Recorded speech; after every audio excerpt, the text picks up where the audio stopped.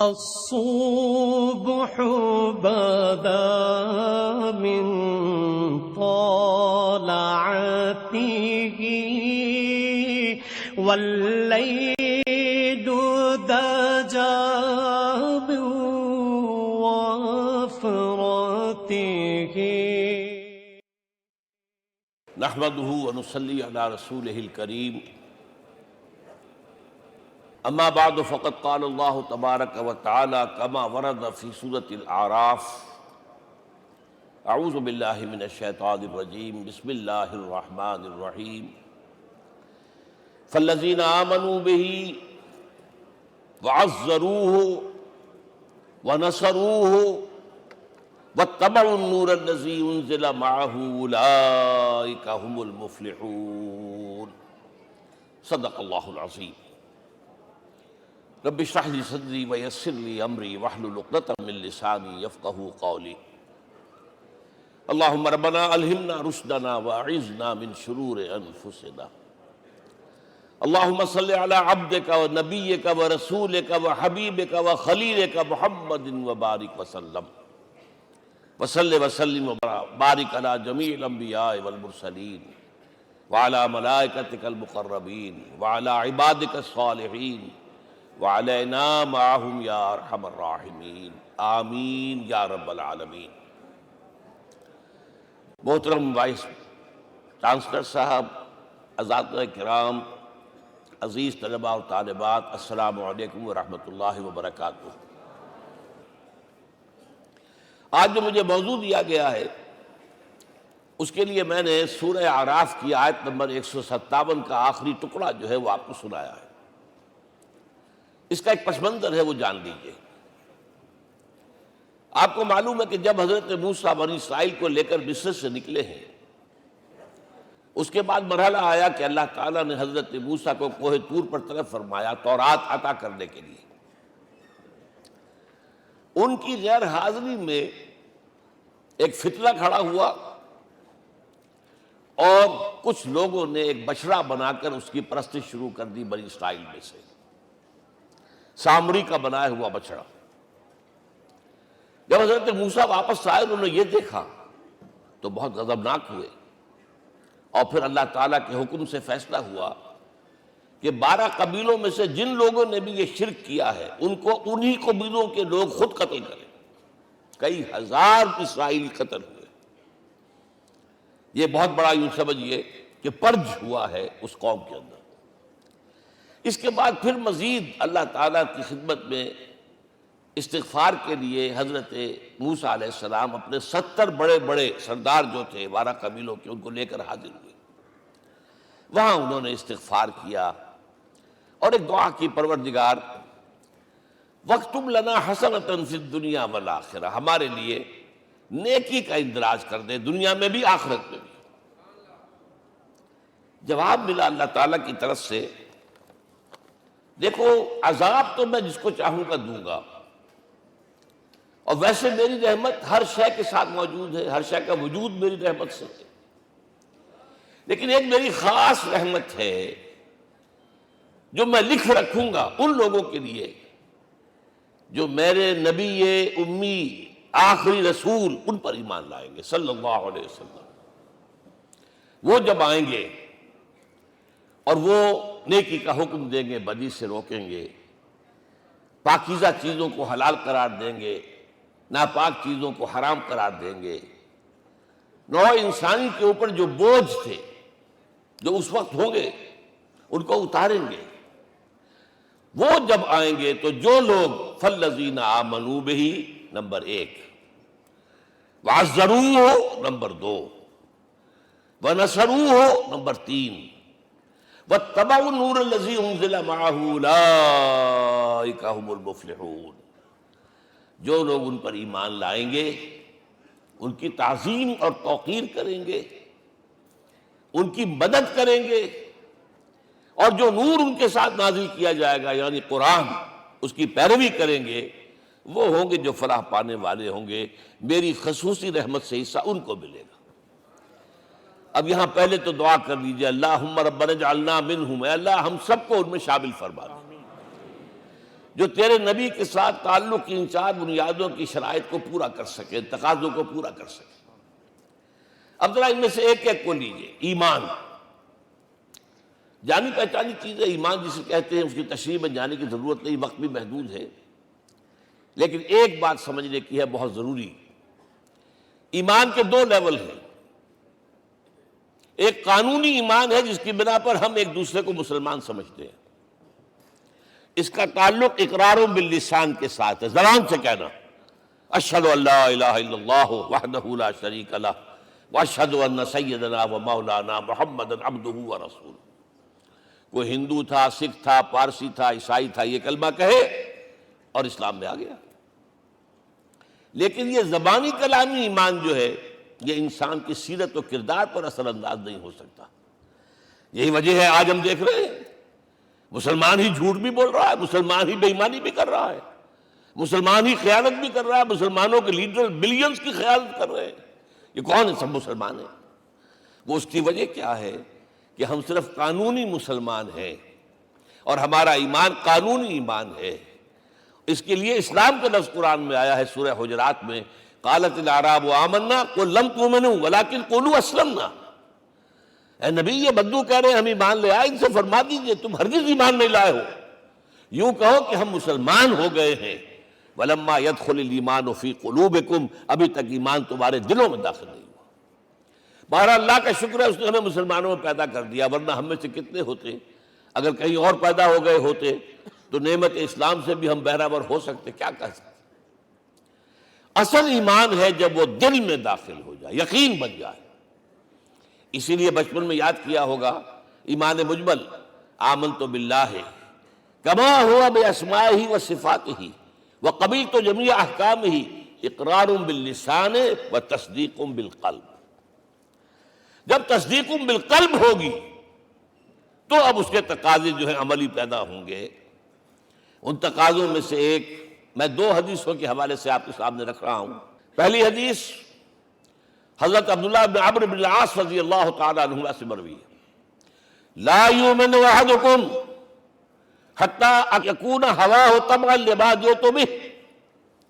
دیکھو تم میں سے کوئی شخص مومن نہیں ہو سکتا جب تک کہ اس کی خواہش نفس تابع نہ ہو جائے اس شریعت کے، اس قانون کے، اس ہدایت کے جو میں لے کر آیا ہوں۔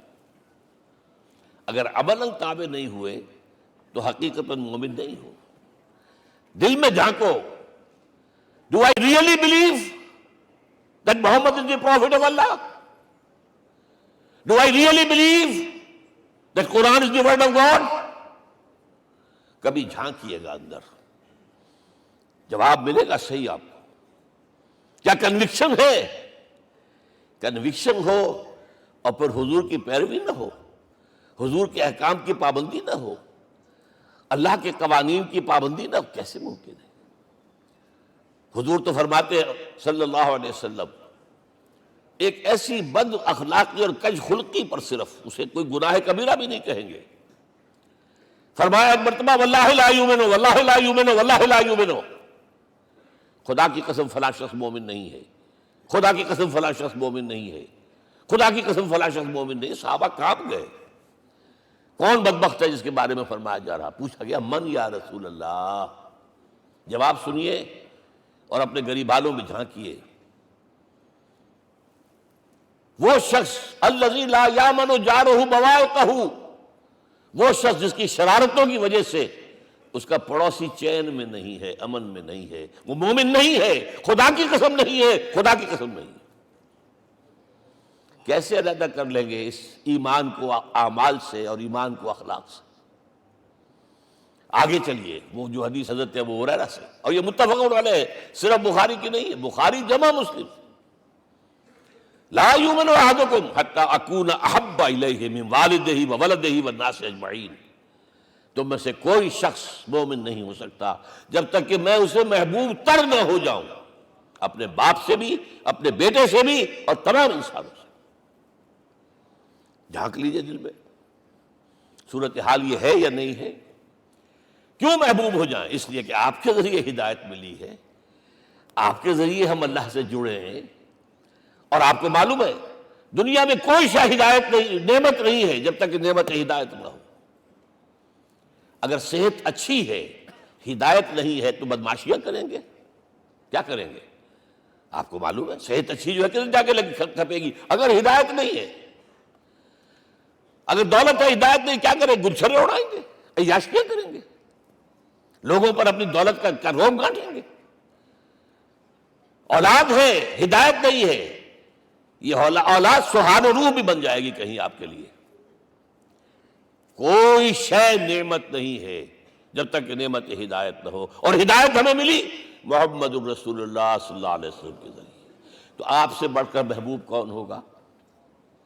اس کے ضمن میں ایک بڑا پیارا واقعہ آتا ہے۔ حضرت عمر سے پوچھتے ہیں حضور ایک مرتبہ، عمر تمہیں مجھ سے کتنی محبت ہے؟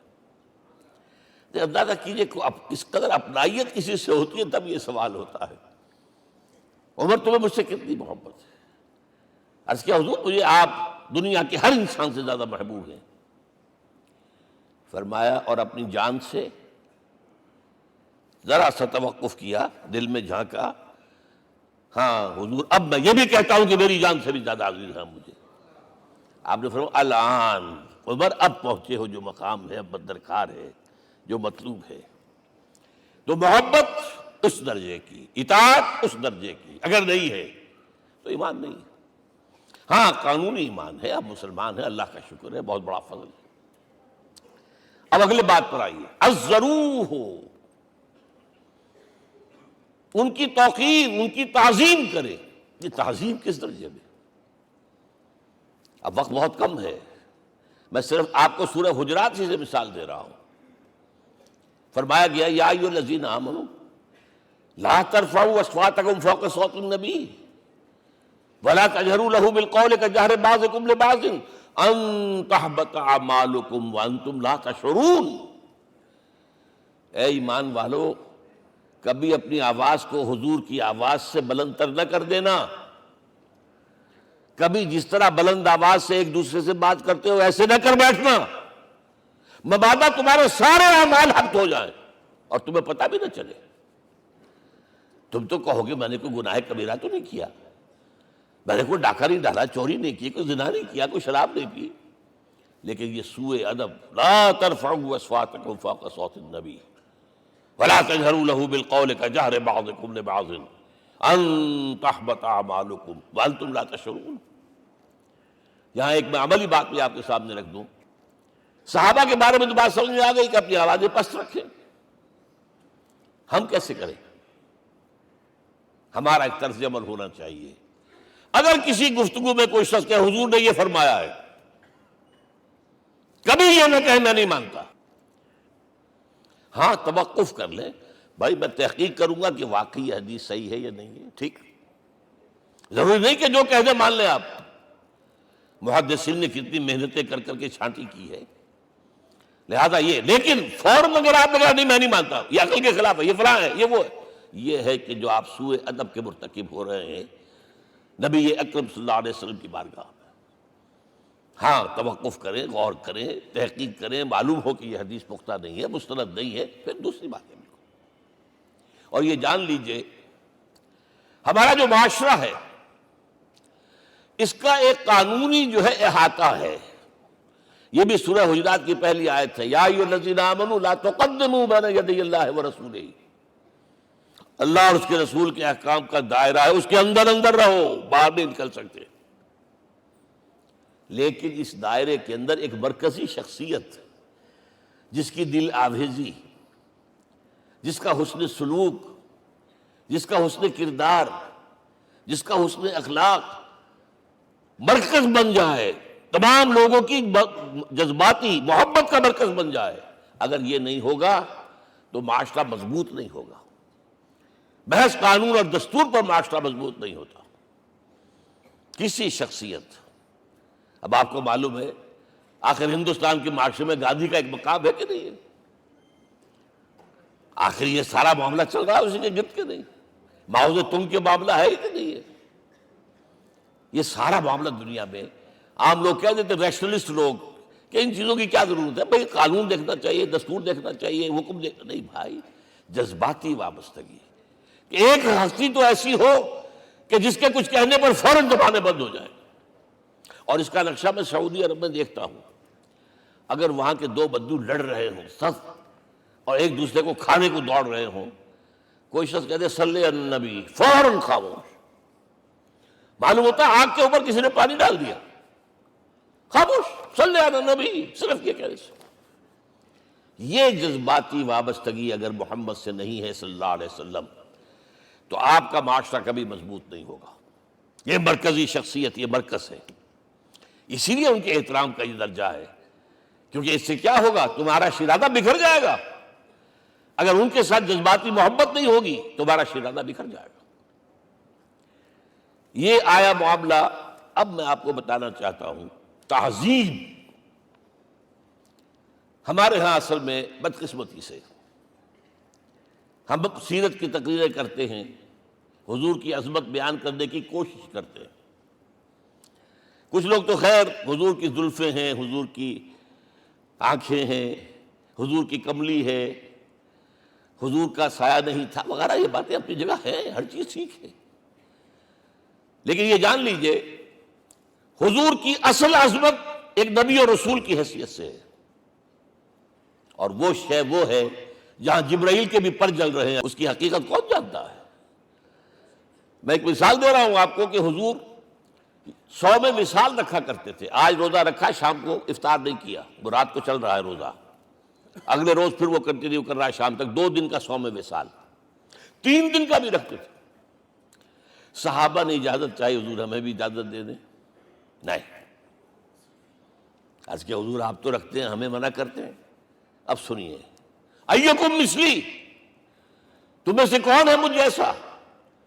ابھی تو عند ربی، میں تو اپنے رب کے پاس رات گزارتا ہوں، ہوا یطعمنی ویسقین، وہ مجھے کھلاتا اور پلاتا ہے۔ کیا سمجھیں گے ہم؟ کیا ہماری سمجھ میں آئے گا؟ یہ معاملہ نبوت کے جو اسرار و رموز ہیں، ان کا جو مقام اور مرتبہ ہے، وہ کوئی نبی پہچان سکتا، غیر نبی تو پہچان ہی نہیں سکتا۔ ایک ڈاکٹر کا کیا مقام ہے اپنے فن میں، وہ کوئی ڈاکٹر ہی سمجھ سکے گا نا، غیر ڈاکٹر کہاں سمجھے گا؟ اور حقیقت میں وہی سمجھے گا جو اس سے بھی اوپر کا ڈاکٹر ہے، نیچے والا تو نہیں سمجھ سکتا۔ جو کمتر ہے وہ تو صرف اوپر دیکھے گا، اللہ اللہ خیر صلی اللہ، جو اوپر ہے اور ظاہر ہے محمد سے اوپر کوئی نہیں صلی اللہ علیہ وسلم۔ یہی وجہ ہے، دیکھیے شیخ سعدی کو کیا کہنا پڑا، یا صاحب الجمال و یا سید البشر من وجهك المرير لقد نور القمر لا يمكن الثناء كما كان حقه بعد از خدا بزرگ توئی قصہ مختصر۔ اے محمد صلی اللہ علیہ وسلم، آپ کی ثنا جیسے کہ حق ہے ہو ہی نہیں سکتی۔ غالب اس سے بھی آگے گیا ہے، میں بات ابھی آپ کو سناتا ہوں شعر اس کا۔ آپ کی ثنا کا حق ادا ہو ہی نہیں سکتا، بس ہم یہ جانتے ہیں اللہ کے بعد آپ کا مقام۔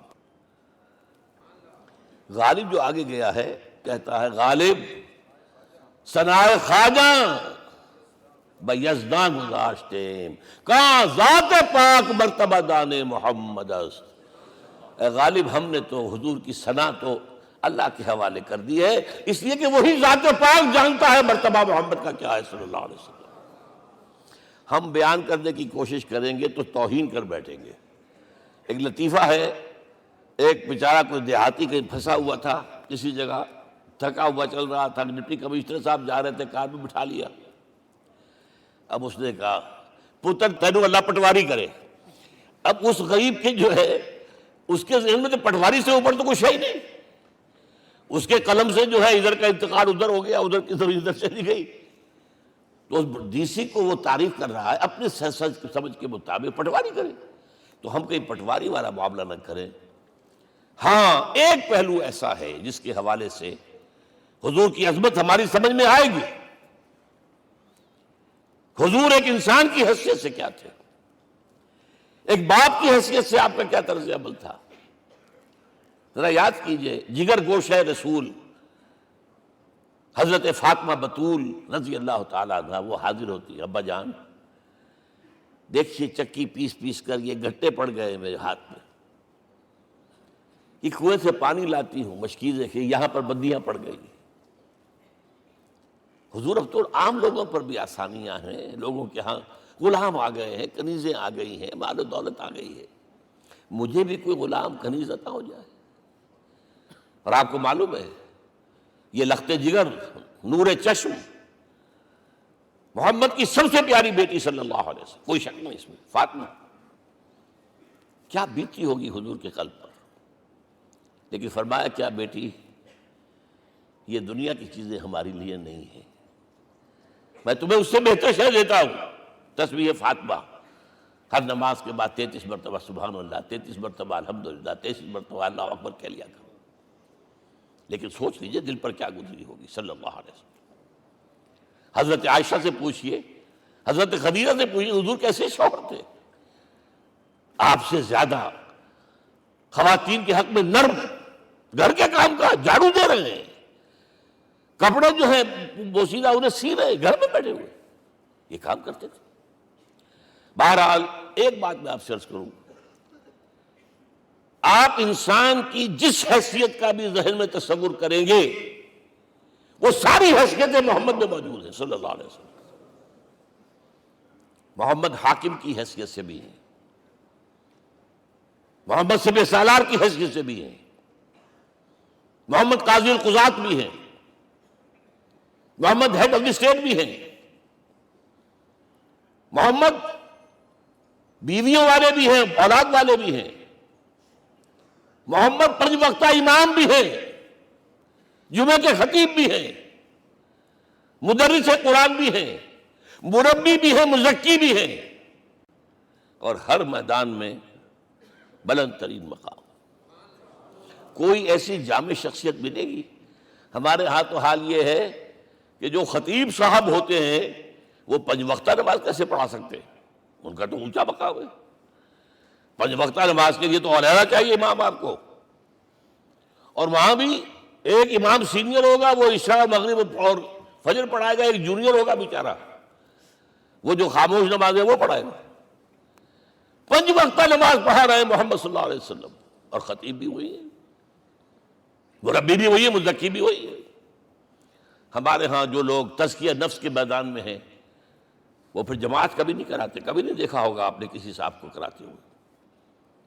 یہ جامعیت جو ہے، جامعیت کبریٰ، میں صرف ایک بات کہا کرتا ہوں، ایک اعتبار سے حضور کا اسوہ نامکمل ہے۔ آپ مجھے سوء ادب کا مرتکب نہ قرار دے دیں، اسوہ کیا ہے؟ عورت کے لیے اس کی اپنی نسوانی زندگی کے لیے اسوہ آپ میں نہیں ہے، آخر نصف انسانیت ہے، اسے بھی اسوہ چاہیے۔ یہ ہے جس کی وجہ سے حضور نے شادیاں کی ہیں زیادہ۔ خواتین کے لیے اسوہ حضور کے ازواج مطہرات ہیں، اور ان میں سب سے بڑھ کر جو بالکل یوں سمجھیے کہ آغاز کے اندر نوجوانی میں آ گئی ہیں حضور کی خدمت میں، نہایت ذہین و فطین، انہوں نے پھر عورت کی زندگی کے لیے حضور کا جو طرز عمل تھا وہ انہوں نے بیان کیا نا۔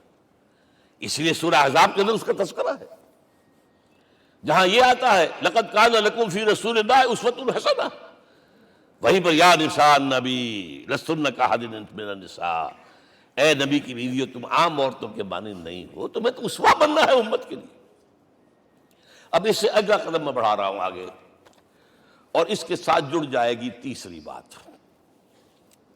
تیسری بات کیا ہے؟ وَنَصَرُوهُ، اس کی مدد کریں صلی اللہ علیہ وسلم۔ پہلی بات تو یہ نوٹ کیجئے، حضور انتہائی غیور انسان تھے، انتہائی غیور۔ یہ کہا جاتا ہے کہ اگر حضور گھوڑے اس میں سوار ہوتے تھے اونٹ پر، اور آپ کا کوڑا نیچے گر گیا تو آپ یہ کسی سے نہیں کہتے تھے کہ ذرا یہ میرا کوڑا مجھے پکڑا دینا، یہ بھی گوارا نہیں تھا، آپ اونٹ بٹھا کر نیچے اتر کر اپنا کوڑا خود اٹھاتے تھے۔ کسی سے اپنے ذاتی کام کے لیے کوئی مدد مانگنا امکان ہی نہیں۔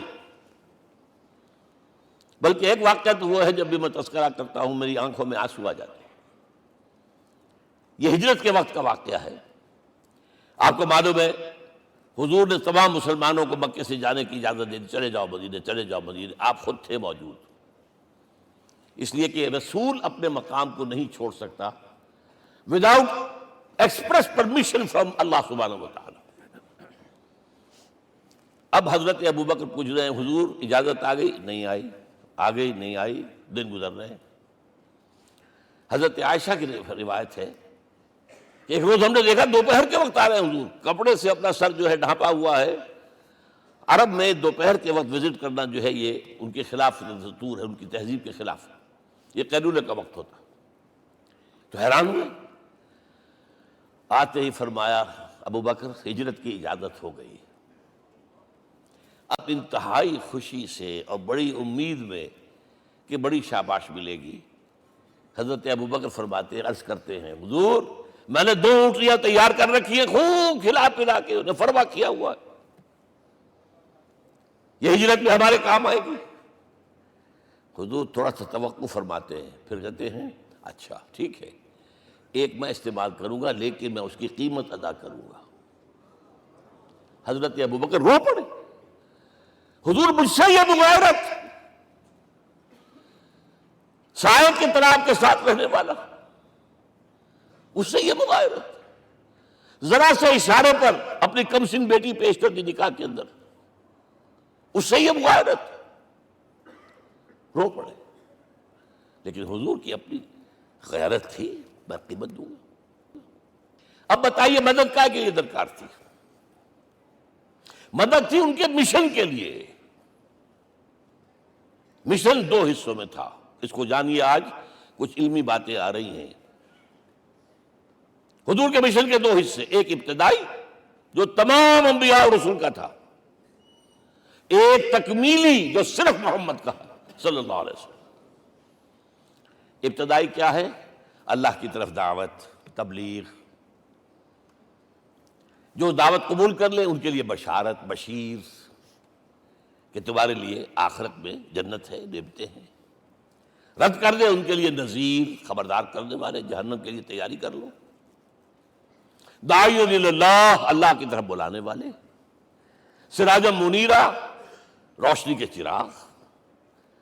یہ حیثیتیں مشترک ہیں تمام انبیاء کرام. تمام انبیاء بشیر بھی تھے، نذیر بھی تھے، داعی بھی تھے، سراج منیر بھی تھے. اگرچہ ان تمام حیثیتوں میں بھی حضور کا سب سے اونچا مقام علیحدہ نمایاں ہے، لیکن حیثیتیں بنیادی طور پر مشترک. ایک حیثیت تکمیلی، اور وہ کیا ہے؟ اے نبی جو دین آپ کو دیا گیا ہے، صرف تبلیغ نہیں، صرف تعلیم نہیں، اس کو قائم کر کے دکھاؤ نظام زندگی کی حیثیت سے. 3 مرتبہ قرآن میں یہ الفاظ حضور کے لیے آئے ہیں، هو الذی ارسل رسولہ بالہدی ودین الحق لیظہرہ علی الدین کلہ. 3 دفعہ سورہ توبہ میں یہ الفاظ آئے، سورہ صف میں یہ الفاظ آئے، سورہ فتح میں یہ الفاظ آئے. وہی اللہ جس نے بھیجا ہے اپنے رسول کو صلی اللہ علیہ وسلم، الہدا قرآن حکیم، ہدایت کاملہ، اور نمبر 2 دین حق. یہ 2 چیزیں دے کر بھیجا. کس لیے؟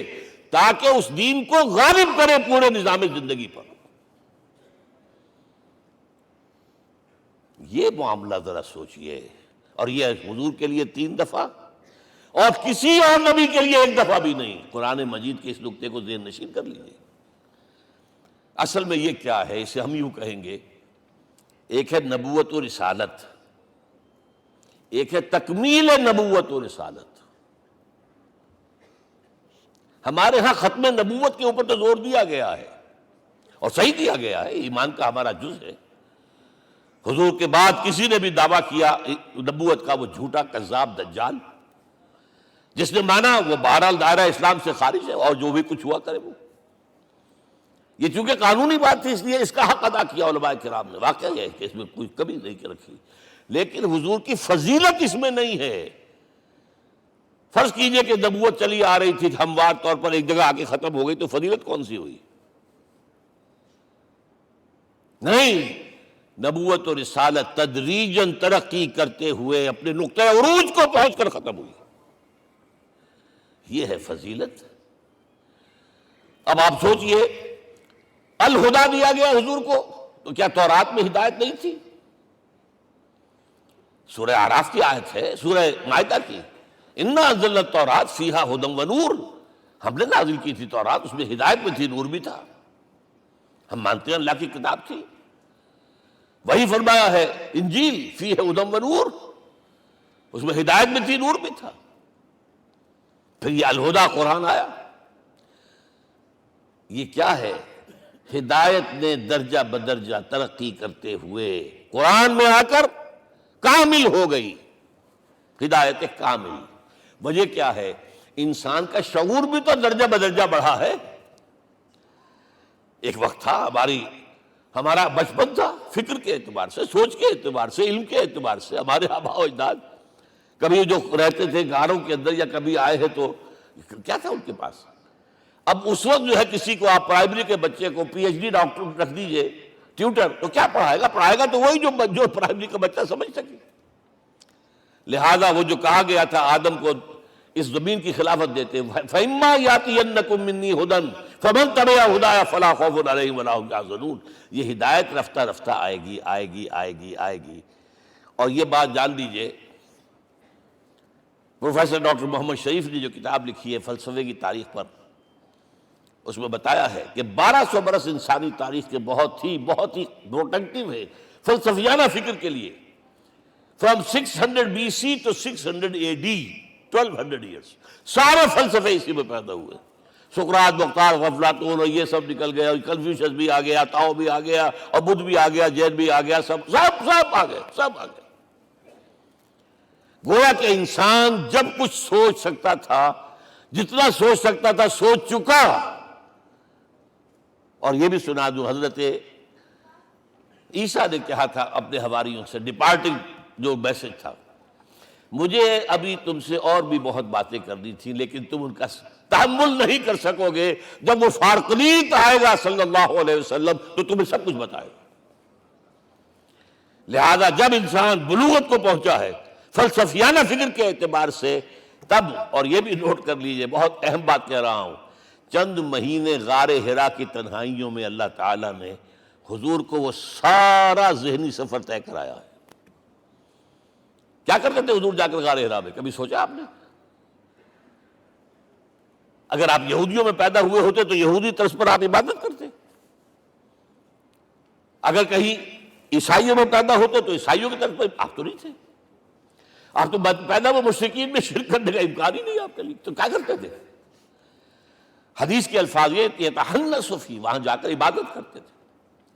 اب شارحین حدیث نے بہت عمدہ لکھا ہے، کانا صفت تعبدہ فی غار حرا التفکر والاعتبار، غار حرا میں آپ کی عبادت فکر، غور و فکر، تفکر و اعتبار، جس کی میں تعبیر یہ کر رہا ہوں، جس کو کہا کبھی اکبر الہ آبادی نے، خدا کے کام دیکھو بعد کیا ہے اور کیا پہلے، نظر آتا ہے مجھ کو بدر سے غار حرا پہلے۔ تم غار حرا کو نہیں جانتے، مصطفیٰ اندر حرا خلوت گزید، قوم آئین و حکومت آفرید۔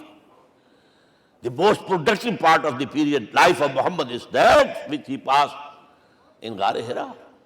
فکر کی ساری جو ہیں بلندیاں طے کی، تب آیا ہے اقرا بسم ربک، اب اللہ کا الہدیٰ شروع ہوا ہے۔ اچھا، اسی طرح نمبر 2، دین حق مکمل ہوا ہے۔ ورنہ جب ہم کبھی غاروں میں رہتے تھے کسی میونسپلٹی کا بھی سوال نہیں، نظام کسے کہیں گے؟ پھر یہ ہے کہ قبائلی نظام آیا، چلیے ایک شیخ ہے اس کا کہنا ماننا ہے سب کو، کچھ نظام تو بن گیا نا۔ اور نظام جہاں آئے گا جکڑ بندی ہو جائے گی، اب تم فلاں قبیلے کے شخص ہو، اس کا قبیلے کا سردار یہ، تمہیں حکم ماننا پڑے گا، اس قبیلے کی روایت یہ ہے، تمہیں پیروی کرنی پڑے گی، you have to do it whether you like it اور ناٹ۔ پھر آپ کی سٹی اسٹیٹس وجود میں آئی، پھر امپائرز وجود میں آ گئے۔ 400-500 برس سے رومن امپائر، 400-500 برس سے ایرانین امپائر عرب کے اوپر ایسے تھی جیسے افغان کے سر کے اوپر بہت بڑا جو ہے پگڑ رکھا ہوتا ہے۔ کتنا بڑا ہوتا ہے؟ وہ کسی نے شعر کہا بھی تھا، مجھے تو اب یاد نہیں، کہ سر پہ باندھے ہوئے پورا افغانستان۔ میرا خیال ہے ضمیر جعفری۔ تو کیا تھا یہ جزیرہ نما عرب، یہ جزیرہ کہلاتا ہے، الجزیرہ، الجزیرہ، اس لیے کہ نیچے آپ کو معلوم ہے بحیرہ عرب، ادھر جو ہے خلیج آ رہی ہے آخر تک، ادھر سے بحیرہ قلزم جا رہا ہے، اور پھر خلیج عقبہ آ گئی ہے، تو یہ سارا جو ہے جزیرہ نما ہے، اس سے پیننسولا۔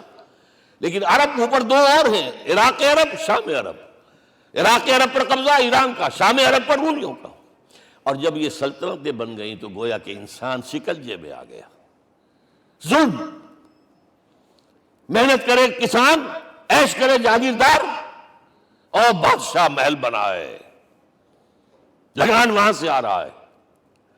از جفائے دے خدایاں کشتے دہ خانہ خراب۔ کرگے پر بیٹھا ہوا کوئی کھدر بن رہا ہے، ٹیکس دو۔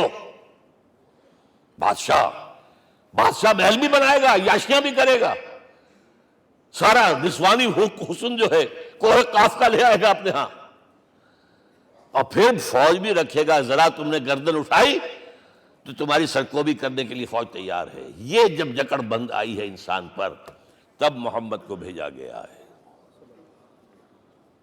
دی لیبریٹر، اسے آزاد کرانے والا، دین حق دیا گیا۔ یہ دین حق قرآن مجید میں اسی لیے کہا گیا، یہ میں کہہ رہا ہوں تکمیل رسالت النبوت۔ الیوم اکملت لکم دینکم واتممت علیکم نعمتی ورضیت لکم الاسلام دینا۔ آج میں نے تمہارے لیے تمہارے دین کو کامل کر دیا ہے، یہ مکمل نظام زندگی ہم نے دیا ہے، پہلے تھا ہی نہیں۔ لہذا کسی اور نبی سے یہ نہیں کہا گیا کہ اس کو غالب کرو، میں نے آپ کو بتا دیا کہیں نہیں ہے۔ نہ نوح، نہ ہود، نہ صالح، نہ ابراہیم، نہ موسیٰ، نہ عیسیٰ، کوئی بھی نہیں۔ اور حضور سے کہا گیا یہ دین اب غالب کرو۔ اگر صرف تم کتاب میں لکھ کر دے جاؤ اور اس کے مثال پیش نہ کر سکو، دنیا کہے گی بہت اچھی شاعری ہے۔ آج بھی آپ کو معلوم ہے دی ریپبلک کتاب زندہ ہے، لیکن آج تک ایک دن کے لیے بھی وہ نظام کہیں قائم ہوا ہے؟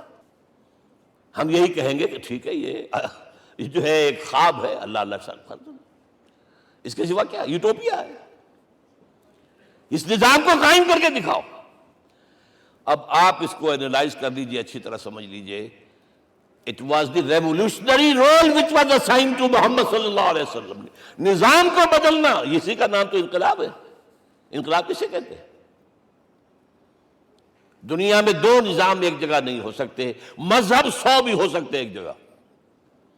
مذہب لمیٹڈ ہے، آپ کی ذاتی زندگی، آپ کے کچھ عقائد ہیں، کچھ عبادات ہیں، کچھ رسومات ہیں، کچھ سوشل رائٹس ہیں، یہ ہے بس۔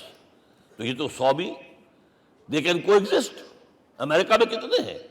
مسلمان گئے مسجدیں بنا لی ہیں، ہندو گئے مندر بنا لیے ہیں، سکھ گئے ہیں ان کے گردوارے بنے ہوئے ہیں، سلوتے یعنی یہودیوں کے عیسائیوں سے تو بے شمار ہے ہی ہیں، لیکن ہے ہمہ مذہب۔ لیکن دین تو دو نہیں ہو سکتے، یا ڈیموکریسی ہوگی یا بادشاہت ہوگی، ایک تو دو تو نہیں ہو سکتے۔ یا کیپٹلزم ہوگا یا سوشلزم ہوگا، دو تو نہیں ہو سکتے۔ یا تھیوکریسی ہوگی یا ڈیموکریسی ہوگی، دو نہیں ہو سکتے۔ اور یہ بھی آپ کو معلوم ہے دنیا میں کہیں ویکیوم نہیں ہے، نظام کے اعتبار سے کبھی نہیں رہا ہے، ہر ایک نظام موجود ہے۔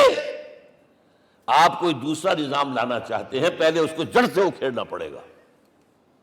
گفت رومی ہر بنائے کوہنا کا آباداں کنند، تو نہ دانی اولاں تعمیر راں ویراں کنند۔ رومی نے کہا ہے کہ دیکھو، اگر کوئی نئی تعمیر تمہیں کرنی ہو تو تم جانتے نہیں ہو پہلے پرانی تعمیر کو گرانا پڑتا ہے۔ پہلے آپ نظام جڑ سے کھینچ کر پھینکیں گے باہر، تب نظام لائیں گے نا۔ اور یہ ظاہر بات ہے جو نظام بھی ہے اس کے ساتھ ویسٹڈ انٹرسٹ ہے، اس کے ساتھ پریولیج کلاسز ہیں، دے وانٹ اسٹیٹس کو، وہ کوئی تبدیلی نہیں ماننے کو تیار، کیونکہ اسی نظام کی شاخوں پر تو ان کے گھونسلے بنے ہوئے، وہیں سے تو مفادات ان کے وابستہ ہیں۔ لہذا نظام جو ہے بدلنے کے لیے جانیں دینی پڑتی ہیں، خون بہانا پڑتا ہے، جان جوکھوں کا کام کرنا پڑتا ہے، اس کے بغیر نظام نہیں بدلتا۔ اور محمد کا رول صلی اللہ علیہ وسلم، یہ ہے وہ عظمت محمد کی جو انسان نے پہچانی ہے۔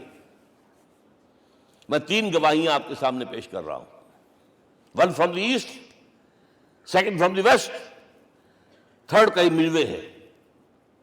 یہی لاہور 1920، یہاں ایک بریڈلا ہال ہوتا تھا، اس بریڈلا ہال میں ایم این رائے کی ایک تقریر۔ And who was M. N. Roy? Personal friend of Lenin, member of the Communist International, He knew what revolution is. اور اس نے ہسٹوریکل رول آف اسلام تقریر کی لاہور کے اندر 1920 میں، اور اس نے کہا تاریخ انسانی کا عظیم ترین انقلاب وہ تھا جو محمد نے برپا کیا صلی اللہ علیہ وسلم۔ میں تو اس کی ذہانت کی داد دیے بغیر نہیں رہا۔ اس نے کہا بعض مورخین یہ جو فتوحات کی ہیں صحابہ کرام نے، ان کو سمجھ بیٹھتے ہیں جیسے اٹیلا نے فتوحات کی ہیں یا چنگیز خان نے کی ہیں یا کسی اور، کہاں وہ کہاں یہ، وہاں صرف تباہی آتی تھی، اور محمد صلی اللہ علیہ وسلم کے پیروکاروں نے جب دنیا فتح کی ہے، نئی تہذیب دی ہے، نیا تمدن دیا ہے، نیا نظام دیا ہے، روشنی دی ہے، علوم کو تازہ کیا ہے، علوم ایجاد کیے ہیں، یہ ہے وہ انقلاب جو محمد نے برپا کیا صلی اللہ علیہ وسلم۔ یہ کتاب آج بھی ہندوستان میں چھپتی ہے، بمبئی میں، دی ہسٹوریکل رول آف اسلام، اور میں سمجھتا ہوں کہ ہندو ہے، کمیونسٹ ہے، اور گواہی دے رہا ہے۔ دوسرا، یہ تو چونکہ بڑی ریسنٹ پاسٹ کی بات ہے، ڈاکٹر مائیکل ہارٹ ایک کتاب لکھتا ہے دی 100، اور اس کا سب ٹائٹل کیا ہے؟ A selection and gradation of the 100 most influential personalities of the human race, human history۔ پوری انسانی نسل میں سے ان لوگوں کو چن لو جنہوں نے اس کی تاریخ کے دھارے کے رخ کو موڑا ہو۔ ادھر جا رہا تھا ادھر کر دیا، ادھر جا رہا تھا ادھر کر دیا۔ جن لوگوں نے بھی تاریخ کا دھارا موڑا، پہلے سلیکٹ کر لو، سلیکشن۔ 100 آدمی کا نام آ گئے، اب گریڈیشن، ان میں سب سے زیادہ کس نے کیا، اور ٹاپ پر لایا محمد کو صلی اللہ علیہ وسلم۔ یہ کتاب تو اویلیبل ہے، پڑھیے۔ اور چونکہ عیسائی ہیں اور حضرت عیسیٰ کو نمبر 3 پر لے گیا، غور کیجئے، نمبر 2 پر لایا نیوٹن کو، بابائے طبیعیات، اور پھر کہتا ہے naturally I O an explanation. میں عیسائی ہوتے ہوئے I'm placing Muhammad at top. How? This is because, یہ لفظ یاد کیجئے، this is because he is the only person supremely successful in both the religious and secular fields۔ ذہانت، وہ زندگی جو آج تقسیم کر دی گئی ہے، یہ مذہبی زندگی ہے، یہ سیکولر ہے، یہ ریاست ہے، قانون ہے، یہ ہے، وہ اس کو علیحدہ رکھو بھائی، مذہب کو علیحدہ رکھو۔ وہ کہتے ہیں کہ یا تو مجھے ملتا ہے کہ وہ آدمی جو ادھر اونچا ہے تو دوسری طرف نیچا ہے، کچھ بھی نہیں، ادھر اونچا ہے تو ادھر کچھ نہیں۔ روحانیت میں، دین میں، اخلاق میں عیسیٰ سے اوپر کون جائے گا؟ لیکن حکومت میں، ریاست میں کوئی پدہ بھی نہیں رکھا، زیرو۔ مذہب کتنا بڑا پیدا کر لیا گوتم بدھ نے،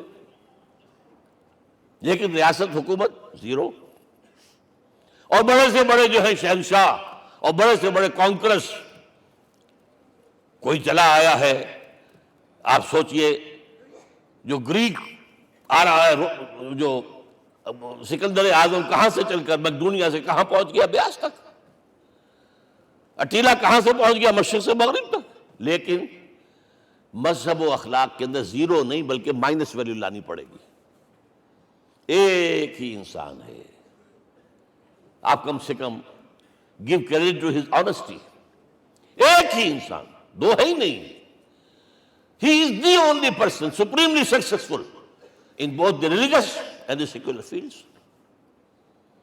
اب آئیے تیسری میں گواہی دے رہا ہوں ایک ایسے شخص کی جو ویسے شاتم رسول ہے، گالیاں دی ہیں اس نے، بدترین گالیاں دی ہیں، رقیق حملے کی، جیسے رشدی نے کیے ہیں، ایسے تسلیمہ نسیم نے کیے ہیں، سب اس طرح کے کیے ہیں۔ وہ ایچ جی ویلز ہے، فکشن سٹوری رائٹر، ہسٹورین بھی ہے، 2 کتابیں ہیں اس کی تاریخ پر، تاریخ انسانی عالم، short history of the world and concise history of the world. جو رقیق حملے کیے ہیں میں اس کا ذکر نہیں اس لیے کر دیا کہ معلوم ہے وہ دشمن ہے، دوست نہیں ہے۔ اگر کسی کا دوست ہوگا تو تعریف کر ہی گیا، وہ دشمن ہے، میں اسٹیبلش کرنا چاہتا ہوں، ہی از انیمی۔ اور عربی زبان کا ایک مقولہ یہ ہے کہ الفضل ما شہدت بہ الاعداء، فضیلت تو وہ ہوتی ہے جس کی ایک گواہی دشمن دے۔ جب وہ آیا ہے concise history of the world میں، چیپٹر آخری حضور کا، جو حضور کے چیپٹر میں جو آخری بات، خطبہ حجۃ الوداع کو کوٹ کیا ہے، لا فضل لعربی علی عجمی ولا لعجمی علی عربی ولا لأحمر علی اسود ولا لأسود علی احمر الا بالتقوی۔ کسی عرب کو کسی عجمی پر کوئی فضیلت نہیں، کسی عجمی کو کسی عرب پر کوئی فضیلت نہیں، کسی گولے کو کسی کالے پر کوئی فضیلت نہیں، اور کسی کالے کو کسی گورے پر کوئی فضیلت نہیں، ہاں تقوی کے ساتھ فضیلت ہے۔ اب ذرا میرا ایک ایک لفظ نوٹ کیجئے، کیا لکھتا ہے اس پر؟ Although the sermons of human freedom, fraternity and equality were said before also, and we find a lot of these sermons in Jesus of Nazareth، مسیح ناصری حضرت عیسیٰ علیہ السلام کے ہاں بھی وعظ تو ہمیں بہت ملتے ہیں، but it must be accepted that it was Muhammad صلی اللہ علیہ وسلم who for the first time in history established a society based on these principles۔ انسانی حریت، اخوت، مساوات، اس کے وعظ کہنے تو بہت آسان ہے، تقریریں کرنی تو بہت آسان ہے، لیکن ان ویلیوز کو باقاعدہ اسٹیبلش کرنا ایک سوسائٹی میں ماننا پڑتا ہے، یہ اسے دینا پڑا ہے کریڈٹ جو بھی ہے۔ لیکن ایک بات نوٹ کر لیں، مبادہ کہیں آپ میرے بارے میں سوء ظن ہو جائے، تازہ ایڈیشن جو اب اویلیبل ہے اس میں سے یہ نکال دیے گئے ہیں، آج کے جو ان کے ایڈیٹرز ہیں ان کے حلق سے نیچے نہیں اتر رہے، اتنی بڑی حقیقت۔ آپ پنجاب لائبریری یا پبلک لائبریری سے جا کے پرانا ایڈیشن لیجئے، کنسائزیشن آف دی ورلڈ کے اندر آپ کو یہ الفاظ مل جائیں گے۔ Although the sermons of human fraternity, freedom and equality were said before also, and we have a lot of these sermons in Jesus of Nazareth, but it must be accepted that it was Muhammad sallallahu alaihi wasallam who for the first time in history established a society based on these principles۔ اب یہ جو mission میں نے آپ کے سامنے رکھا، ایک بنیادی مشن قرآن کی تبلیغ کرو، تبلیغ کرو، تبلیغ کرو، تبلیغ کرو، یا ایھا رسول بلغ ما انزل الیک من ربک وان لم تفعل فما بلغت رسالتہ۔ نمبر دو، جو دین حق دیا اسے غالب کرو، قائم کرو، نافذ کرو، اس کی مثال پیش کرو دنیا کے سامنے۔ ان دونوں میں مدد درکار تھی محمد الرسول اللہ کو، جیسے حضرت مسیح نے کہا تھا، وَإِذْ قَالَ عِيسَىٰ ابْنُ مَرْيَمَ لِلْحَوَارِيِّينَ مَنْ أَنصَارِي إِلَى اللَّهِ، کون ہے میرا مددگار اللہ کی راہ میں؟ جیسے کہ اللہ فرماتے سورہ حدید میں، بڑی پیاری آیت ہے، بڑی ریولوشنری آیت ہے، بلکہ میں لفظ استعمال، بڑی ننگی انقلابی آیت ہے قرآن مجید کی۔ اتنا صاف اللہ تعالیٰ ہی سچ بول سکتا ہے، کوئی اور تو ضرور کہیں نہ کہیں اس کے اوپر کوئی کپڑا ڈال کے بات کرے گا۔ آیت نمبر 25 آف سورۃ الحدید، لَقَدْ أَرْسَلْنَا رُسُلَنَا بِالْبَيِّنَاتِ، ہم نے اپنے رسولوں کو بھیجا واضح نشانیوں کے ساتھ، معجزات کے ساتھ۔ وَأَنزَلْنَا مَعَهُمُ الْكِتَابَ وَالْمِيزَانَ، ان کے ساتھ کتاب اتاری، شریعت اتاری، میزان اتاری، نظام اتارا۔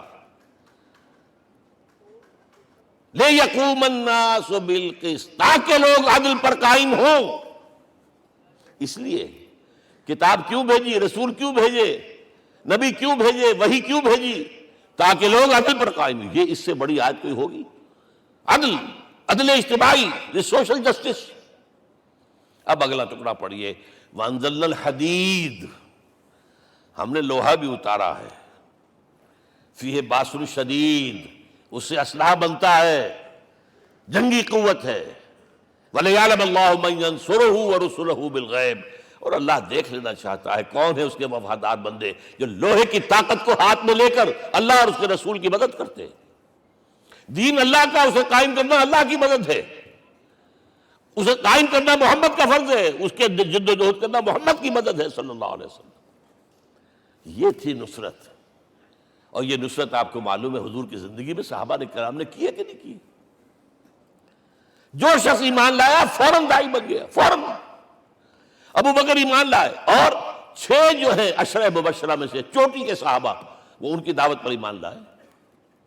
سعد ابن ابی وقاص، طلحہ، زبیر، عثمان، سعید ابن زید، یہ سب کون ہیں؟ حضرت ابو بکر کی دعوت پر نوجوان ہیں۔ مصعب بن عمیر کو گھر سے نکال دیا چچا نے، اور برہنہ کر کے نکالا ہے کم وقت نے، اس لیے کہ باپ مر گیا تھا، بہت دولت چھوڑ گیا تھا۔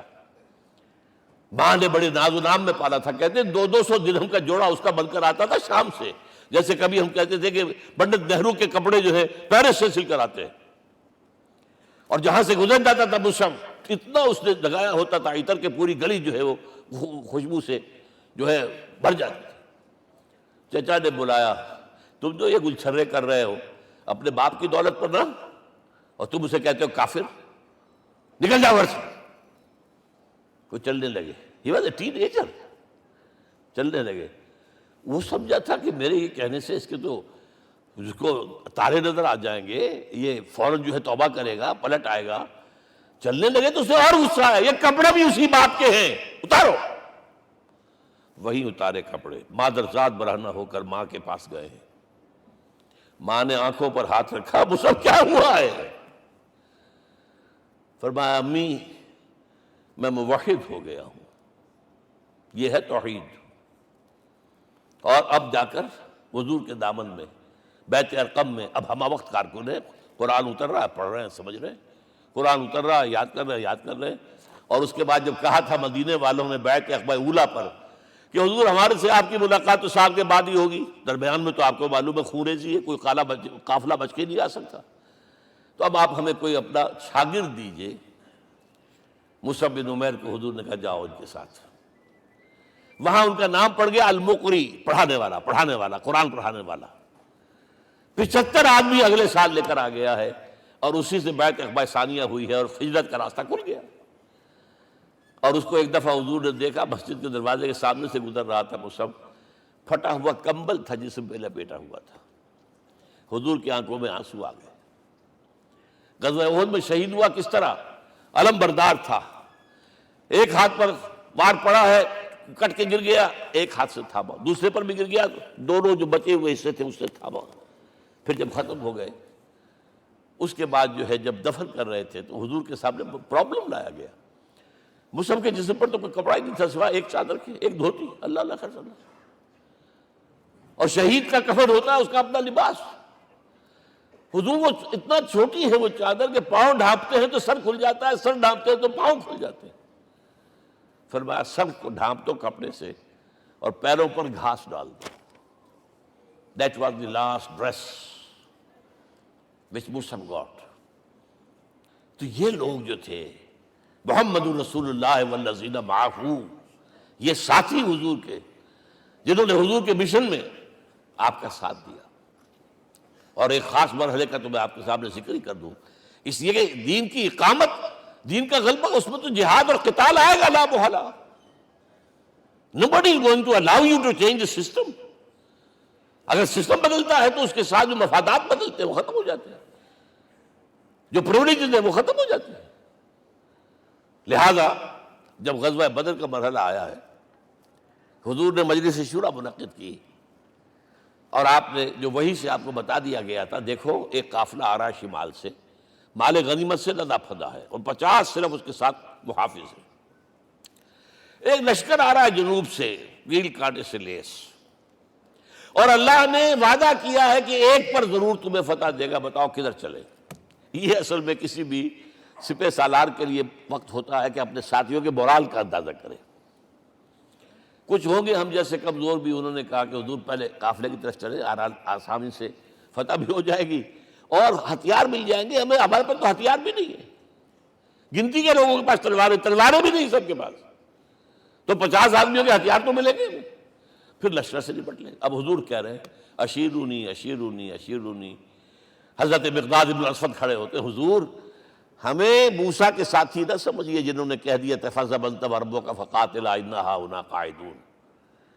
ہم موسیٰ کے ساتھی نہیں ہیں، ہم آپ کے جانثار ہیں، آپ جو آپ کی نیت ہے آپ بسم اللہ کیجیے، ہم آپ کو کیا پتہ ہمارے ذریعے آپ کو اللہ تعالیٰ آنکھوں کی ٹھنڈک عطا فرمائے۔ حضور پھر فرمائے مجھے مشورہ دو، مجھے مشورہ دو۔ تب خیال آیا سعد ابن عبادہ رضی اللہ تعالیٰ عنہ کو، جو رئیس انصار تھے، ہو نہ ہو یہ ہماری طرف روئے سخن ہے، کیونکہ بیعت عقبہ ثانیہ جس کے نتیجے میں ہجرت ہوئی ہے اس میں طے یہ ہوا تھا کہ اگر یہ مکے والے مدینے پر حملہ آور ہوں گے آپ کو ختم کرنے کے لیے، ہم آپ کی حفاظت ایسے ہی کریں گے جیسے اپنے بیوی بچوں کی۔ اور ابھی مدینے پر حملہ ہوا نہیں ہے، حضور پری ایمپٹ کر رہے ہیں، باہر نکل کر مقابلہ کرنا چاہ رہے ہیں۔ تو گویا کہ انصار کور نہیں ہوتے اس کے اندر، اس لیے بار بار اشیرونی، مجھے مشورہ دو۔ اب سعد بن عبادہ کھڑے ہوتے ہیں، کانک تعنینا یا رسول اللہ صلی اللہ علیہ وسلم، اے اللہ کے رسول شاید آپ کا روح سخن ہماری جانب ہے، فإنا آمنا بک وصدقناک، ہم آپ پر ایمان لا چکے ہیں، ہم نے آپ کی تصدیق کی، اب ہمارے پاس چوائس کون سا ہے؟ اگر آپ آگے چلیں ہم پیچھے چلیں گے، اگر برق الغماد تک پہنچیں گے ہم اپنی اونٹنیوں کو دبلا کر دیں گے، یمن کا آخری شہر جو ہے برق الغماد، اور اگر آپ ساحل سمندر پر کھڑے ہو کر اپنی سواری سمندر میں ڈالیں گے ہم بھی ڈال دیں۔ بہرحال یہ مراحل ہیں کہ جن سے گزر کر حضور نے اللہ کے دین کو غالب کیا اور قائم کیا، اور اس ہر سطح پر، ہر مرحلے پر صحابہ کرام نے آپ کا ساتھ دیا، جہاں آپ کا پسینہ گرا وہاں انہوں نے اپنی خون کی ندیاں بہا دی۔ محمد رسول اللہ والذین معہ اشداء علی الکفار رحماء بینہم، یہ ہے در حقیقت عظمت محمد صلی اللہ علیہ وسلم۔ آج کے دور میں سمجھ لیجئے اچھی طرح، یہ دور جس کا کہ فاتح ہے حضور، فاتح سے مطلب افتتاح کرنے والے، اس دور میں اجتماعی نظام کی اصل اہمیت ہے۔ اجتماعی نظام غلط ہے، ایکسپلائٹیٹو ہے، تقسیم دولت کا نظام غلط ہے۔ کیا ہوگا؟ ایک طرف دولت جمع ہوگی، ایکومولیشن آف ویلتھ، ایک طرف بھوک، افلاس، فاقہ ہوگا۔ شاہ ولی اللہ دہلوی کہتے ہیں کہ جس معاشرے میں تقسیم دولت کا نظام غلط ہو جائے، یہ دو دھاری تلوار ہے، دو دھاری، دونوں طرف کاٹتی ہے۔ ایک طرف دولت جمع ہوگی تو عیاشیاں ہوں گی، بدماشیاں ہوں گی، گلچرے ہوں گے، وہ بھی خراب، معاشرے کے لیے خراب، اور ایک طرف فقر ہوگا اور بھوک ہوگی اور فاقہ ہوگا، یہ بھی خراب۔ اس لیے کہ حضور فرماتے ہیں کاد الفقر ان یکون کفرا، فقر تو انسان کو کفر کی حد تک پہنچا دیتا ہے، لہذا فق کو کل نظام کو توڑنا ہوگا۔ یہ الفاظ شاہ ولی اللہ دہلوی رحمۃ اللہ علیہ کے، جو 12ویں صدی ہجری کے مجدد ہیں۔ اس نظام کو بدلنا، اب آپ سوچئے حضور صلی اللہ علیہ وسلم نے جب اپنے اس مشن کی تکمیل کر لی، تو میں اب دو باتیں آپ کو بتا رہا ہوں۔ چونکہ حضور کی بعثت صرف عرب کے لیے نہیں تھی، صرف عربوں کے لیے نہیں تھی، صرف ملک عرب کے لیے نہیں تھی۔ اگر یہ ہوتا تو آپ کا کام مکمل ہو گیا تھا، پورے عرب میں اللہ کی حکومت قائم ہو گئی، ایک ایک شخص تک قرآن پہنچ گیا۔ لیکن 5 جگہ قرآن میں آیا ہے وَمَا أَرْسَلْنَاكَ إِلَّا كَافَّةً لِلنَّاسِ بَشِيرًا وَنَذِيرًا، ہم نے نہیں بھیجا آپ کو مگر تمام انسانوں کے لیے بشیر اور نذیر بنا کر۔ لہذا کام مکمل نہیں ہوا۔ اقبال کہتا ہے وقت فرصت ہے کہاں، کام ابھی باقی ہے، نور توحید کا اتمام ابھی باقی ہے۔ یہ بھی تکمیل رسالت کا مظہر ہے کہ حضور سے پہلے کوئی رسول پوری نوع انسانی کے لیے نہیں بھیجا گیا، آپ پہلے رسول ہیں اللہ کے اور آخری جو پوری نوع انسانی کے لیے بھیجے گئے۔ حضرت عیسیٰ نے بھی یہی کہا تھا اپنے حواریین سے، تو سینٹ پال نے اسے تبلیغی مذہب بنایا ہے۔ انجیل میں اب بھی الفاظ موجود ہیں کہ I have been sent in search of the lost sheep of the house of Israel، میں تو اسرائیل کے گھرانے کی کھوئی ہوئی بھیڑوں کی تلاش میں بھیجا گیا ہوں، صرف بنی اسرائیل کے لیے۔ قرآن بھی کہتا ہے رسولا الی بنی اسرائیل، واحد رسول ہیں جو پوری دنیا کے لیے بھیجے گئے۔ اچھا کہہ دینا تو آسان ہو گیا، اس کا مطلب کیا ہے؟ جب تک پوری دنیا پر اللہ کا دین غالب نہ ہو، محمد کا مقصد بعثت ہنوز شرمندہ تکمیل ہے، اور یہ ہوگا، اس کی خبر دی ہے۔ یہ ایک تحفہ میں لے کر آیا آپ کے لیے، 8 صفحے ہیں، لیکن یہ سمجھیے کہ یہ سونے کے حروف سے شر لکھے ہوئے ہیں، وہ احادیث، وہ آیات جن میں حضور نے خبر دی ہے کہ پوری دنیا پر اللہ کا دین غالب ہوگا۔ ہو نہیں سکتا کہ دنیا ختم ہو جائے اور محمد کا مقصد بعثت ابھی مکمل نہ ہو، ناممکن۔ جن آیات کو پڑھیے، ان میں پھر احادیث پڑھیے۔ میں صرف 2 حدیثیں آپ کو سنا دوں۔ ایک میں حضور نے اپنے زمانے سے لے کر قیامت تک کے 5 ادوار گنائے ہیں، آپ پڑھ لیجیے گا، ٹیکسٹ ہے یہ، اور خدا کے لیے اس کی قدر کیجیے گا، یہ آیات ہیں، احادیث پھینک نہ دیجیے خدا کے لیے کہیں۔ اور اس کے اندر جو ہے اس وقت کے جو مایوسی کے اندھیارے ہمارے اوپر چھائے ہوئے ہیں، اس کا علاج ہے کہ نہیں، اور بھی دور فلک ہیں ابھی آنے والے، ناز اتنا نہ کریں ہم کو ستانے والے۔ بہرحال حضور نے جب اپنا مشن عرب کی حد تک مکمل کر لیا تو اب ایک بات نوٹ کیجئے، خطبہ حجۃ الوداع 1.25 کا مجمع، حضور نے اپنے اس خطبے میں اپنی تعلیمات کے جو اہم نکات تھے انہیں اور دہرایا 3 مرتبہ ایک بات کی ہے۔ لاؤڈ سپیکر تو تھا نہیں، پہلے آپ ادھر رخ کرتے تھے، آپ کہتے تھے کچھ، ادھر لوگ آدمی آگے کھڑا ہوا اس کو آگے پہنچاتا اور آگے پہنچاتا تھا، پھر آپ سامنے رخ کر کے کہتے تھے، پھر بائیں طرف رخ کر کے 3 مرتبہ، ایک لفظ 3 مرتبہ۔ آخر میں ایک سوال کیا ہے، الا هل بلغت، دیکھو لوگوں میں نے پہنچا دیا یا نہیں؟ کیونکہ قرآن میں تحدید آئی تھی، اے نبی، یا ایھا النبی بلغ ما انزل الیک من ربک وان لم تفعل فما بلغت رسالتہ، اے نبی جو کچھ تم پر نازل کیا گیا اللہ کی طرف سے پہنچا دو، اور اگر نہیں کیا تو رسالت کا حق ادا نہیں ہوگا۔ اور اس میں سورہ اعراف کی آیت نمبر 6 اگر پڑھ لیں، فَلَنَسْأَلَنَّ الَّذِينَ أُرْسِلَ إِلَيْهِمْ وَلَنَسْأَلَنَّ الْمُرْسَلِينَ، ہم ان سے بھی پوچھیں گے جن کی طرف رسولوں کو بھیجا، اور رسولوں سے پوچھیں گے ہم نے تمہارے پاس اپنا پیغام پہنچایا تھا، تم نے پہنچایا کہ نہیں لوگوں کو؟ اس لیے حضور نے گواہی دی، الا هل بلغت، دیکھو میں نے پہنچا دیا کہ نہیں؟ اور جواب کیا ملا؟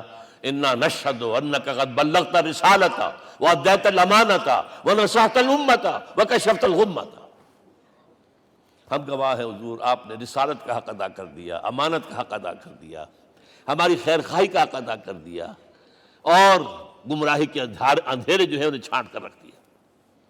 اب آپ نے آسمان کی طرف نگاہ کی، انگشت شہادت سے وہی 3 مرتبہ، اللہم اشہد اللہم اشہد اللہم اشہد، اللہ تو بھی گواہ ہے، یہ مان رہے۔ یہ ہے سائی آف ریلیف، یہ بوجھ جو میرے کندھے پر آیا تھا، انا سنلقی علیک قولا ثقیلا، یہ اب منتقل ہو گیا، اب امت کو منتقل ہوا۔ لہذا آخری لفظ کیا تھا؟ فَلْيُبَلِّغِ الشَّاهِدُ الْغَائِبَ، اب جو یہاں موجود ہیں ان کا فرض ہے کہ پہنچائیں ان کو جو یہاں نہیں ہے۔ میں صرف تمہارے لیے رسول نہیں ہوں، ایک فرد نوع بشر تک دنیا میں جو اس وقت ہے، اور ایک فرد نوع بشر جو آخر تک آئے گا قیامت تک، اس تک قرآن پہنچانا تمہارے ذمہ ہے۔ ہم نے نہیں پہنچایا، اسی لیے آج ہم اللہ کے عذاب میں ہیں۔ آج کیوں ذلیل کے کل تک نہ تھی پسند گستاخی فرشتہ ہماری جناب میں، 1.5 بلین مسلمان، لیکن عزت نام کی کوئی شے ہے؟ G7 G9 G11 G13 G15، کوئی مسلمان بھی ہے ان میں؟ نہ 3 میں نہ 13 میں، نہ G7 میں نہ G15 میں، نن۔ اتنی بڑی تعداد، سیکیورٹی کونسل میں کسی سیٹ کی امید ہے؟ نن۔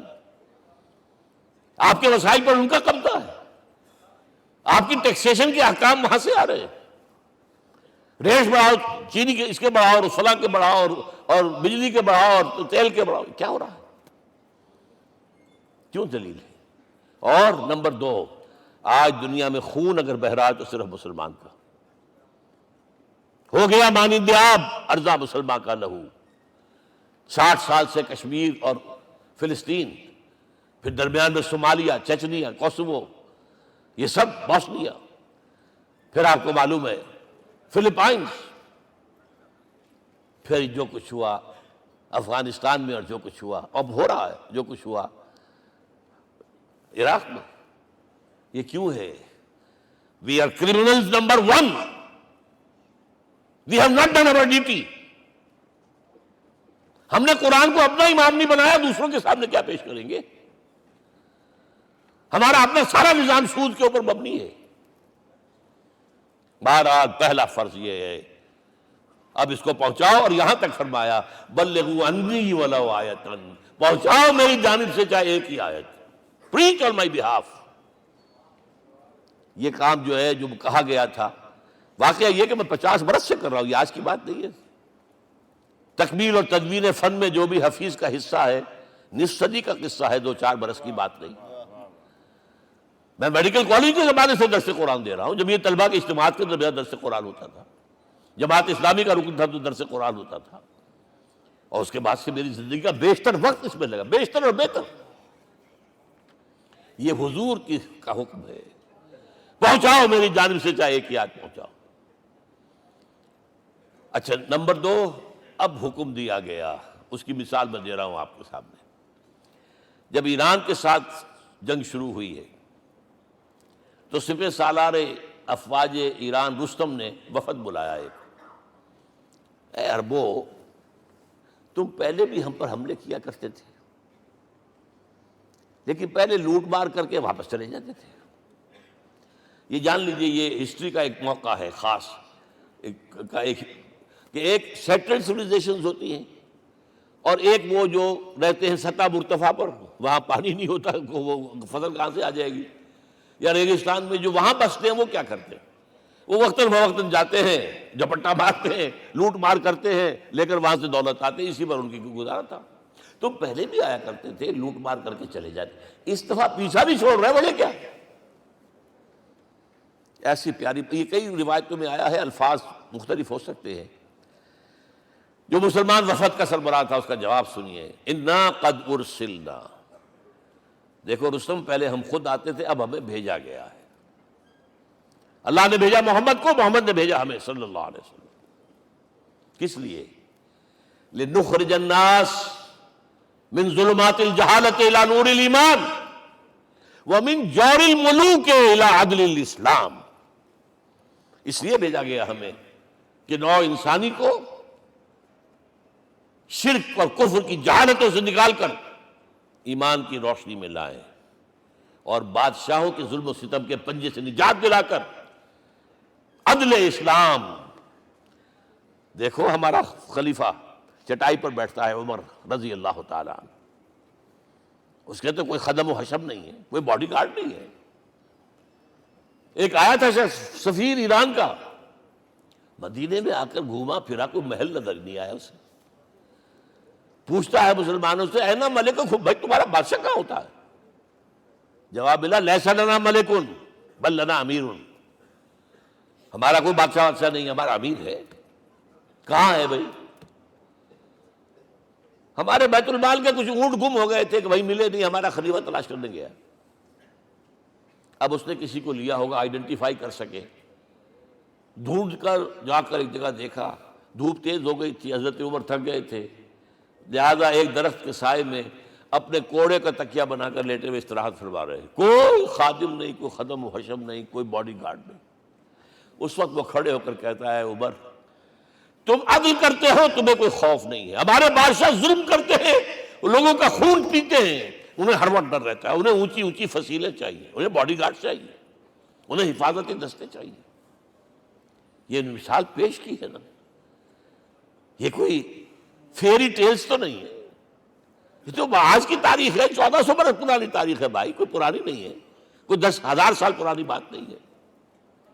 اور وہی عمر ہے، انہیں بلایا گیا ہے بیت المقدس، وہاں جو مسلمانوں کا محاصرہ تھا وہ طول کھینچ گیا، فصیل بہت اونچی مضبوط، اور اندر ہر طرح کا رسد بھی موجود ہے، راشن بھی ہے، پانی بھی ہے، عیسائیوں کا قبضہ تھا۔ عیسائی پادری آئے فصیل پر، مسلمانوں تم اگر قیامت تک بھی یہاں پڑے رہے محاصرہ کر کے، یہ کبھی فتح نہیں ہوگا شہر، ہاں یہ فتح ہونا ہے، ہماری کتابوں میں ہے، لیکن ایک درویش بادشاہ کے ہاتھوں فتح ہوگا، تمہارے اندر ہمیں وہ درویشی نظر نہیں آ رہی۔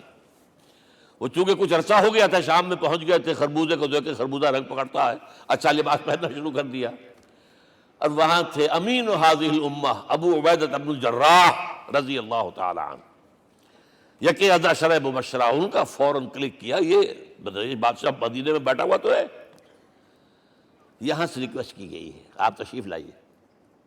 اب 700 میل کا سفر ہے، کوئی ذاتی سفر نہیں، کسی بیٹے کے کنووکیشن میں کے لیے نہیں گئے ہیں، کوئی انٹوریج نہیں ہے، کچھ نہیں، ایک اونٹ، ایک خادم، اور اسی اونٹ پر راستے کا راشن، لہذا ایک آدمی بیٹھ سکتا ہے۔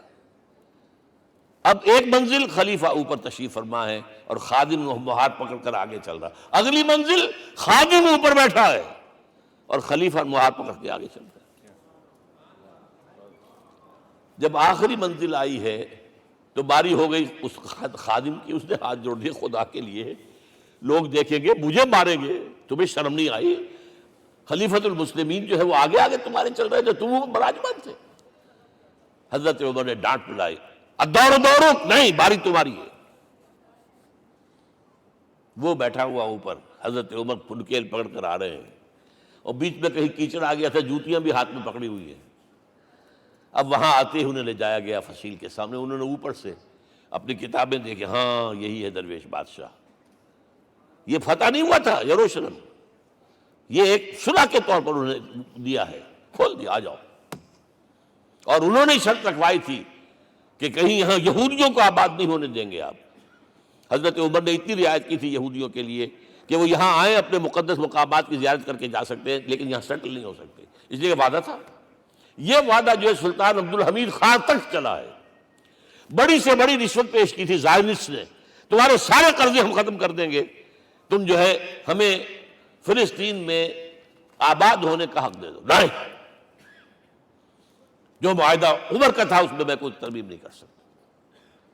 تو یہ مثالیں ہیں جو پیش کی گئی ہیں۔ میں تو کہا کرتا ہوں، جب میں نے پڑھا تھا کہ کرنل جمال عبد الناصر کی بیٹی سائیکل پر جاتی ہے کالج، چو این لائی کی بیٹی بھی سائیکل پر کالج جاتی ہے، احساس ہوا تھا عظمت ہے نا آخر، چاہے وہ کسی غیر میں ہو۔ اور واقعہ یہ ہے کہ میں بیان کرنے سے رہ نہیں سکتا، جب میں نے لال بہادر شاستری کے بارے میں سنا، he had no house in the whole of India۔ یہ تو بھارت کی ڈیموکریسی کا ایک معجزہ ہے۔ A person who doesn't own a house in the whole length and breadth of India and he rose to the position of prime minister۔ ہمارے ہاں کسی میونسپلٹی کا جو ہے ممبر نہیں بن سکتا، اس کی بیوی اپنے گھر میں خود کھانا پکاتی تھی، کوئی ملازم نہیں تھا۔ اور جب ہارٹ اٹیک ہوا ہے تاشقند میں، تو وہ جو مرتے دم بات کی ہے اس نے ماتا جی سے کی ہے، بیوی سے نہیں کی۔ یہ ہماری مشرقی روایات ہیں، ماں کا مقام۔ لیکن یہ تمام مثالیں جو ہیں، پوری نوع انسانی 10 مرتبہ پیدا ہو کر ختم ہو جائے، حضرت عمر والی مثالیں نہیں لا سکتے۔ رات کو گشت کر رہے ہیں، ایک جگہ سے رونے کی آواز آئی، معلوم ہوا کہ بچے ہیں، بھوکے ہیں، رو رہے ہیں۔ ماں سے پوچھا گیا کیا معاملہ ہے، کہ کیا کروں، کچھ نہیں ہے، میں نے یہ آنڈی چڑھا دی ہے، چولہے کے اوپر آگ جلا دی ہے، بچوں سے کہا بھائی کچھ پک رہا ہے، ذرا انتظار کرو، سو جائیں گے۔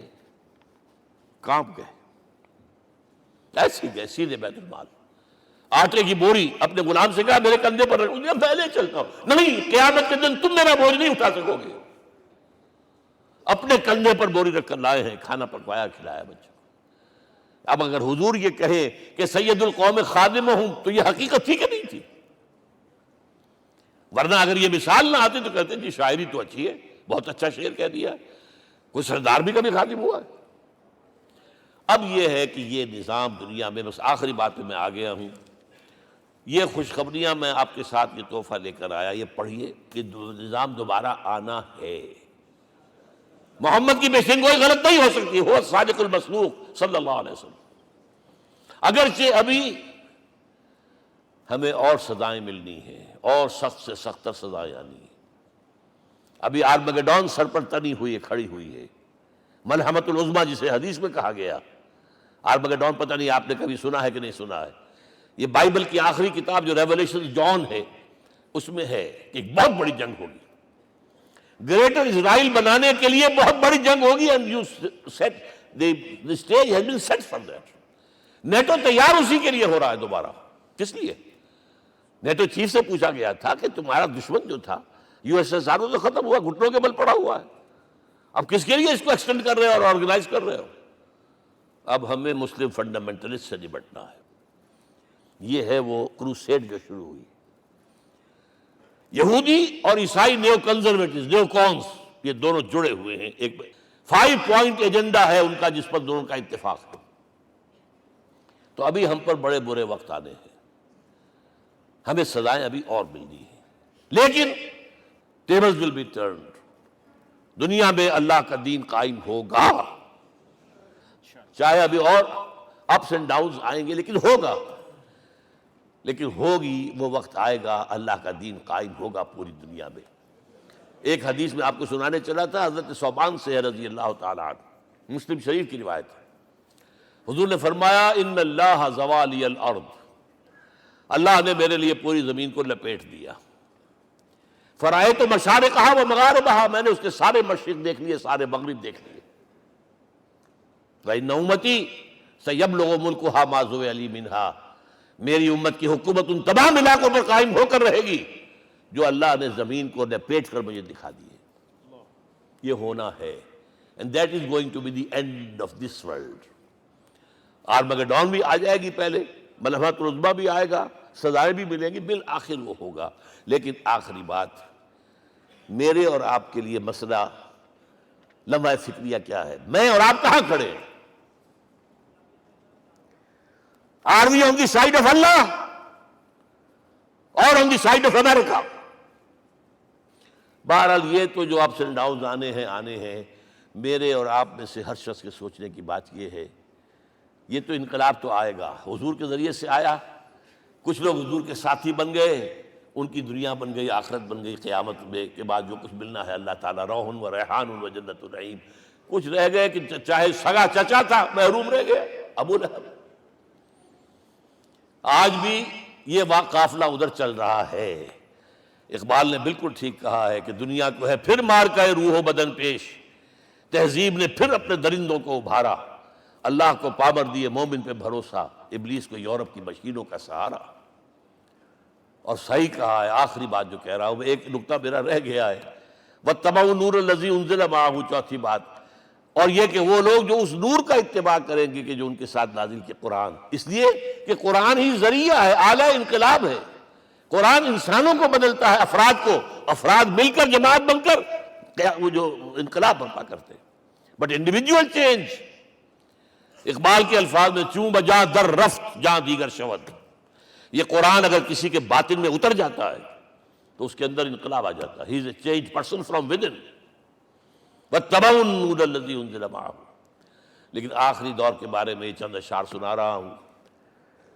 شب گریزاں ہوگی آخر جلوہ خورشید سے، یہ چمن معمور ہوگا نغمہ توحید سے، ہو کر رہے گا. اور پھر دلوں کو یاد آ جائے گا پیغام سجود، پھر جبیں خاک حرم سے آشنا ہو جائے گی. اور آنکھ جو کچھ دیکھتی ہے لب پہ آ سکتا نہیں. میں وہ حیرت ہوں کہ دنیا کیا سے کیا ہو جائے. آب روان کبیر تیرے کنارے کوئی دیکھ رہا ہے کسی اور زمانے کے خواب.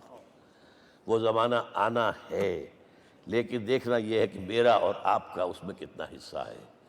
اقول قولی ھذا واستغفر اللہ لی ولکم ولسائر المسلمین والمسلمات.